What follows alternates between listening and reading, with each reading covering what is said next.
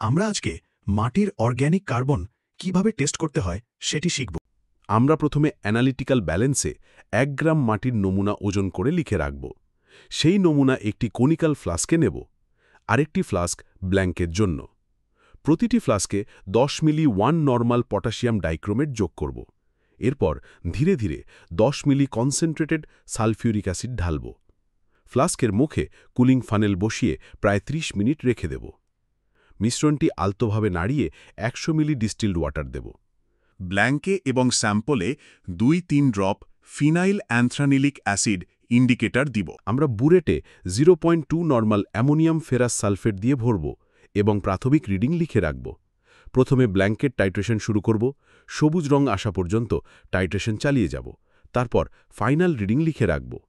এবার স্যাম্পেলের টাইট্রেশন করব, ইনিশিয়াল রিডিং লিখে রেখে সবুজ রং আসা পর্যন্ত টাইট্রেশন চালাব। শেষে স্যাম্পেলের ফাইনাল রিডিংও লিখে রাখব।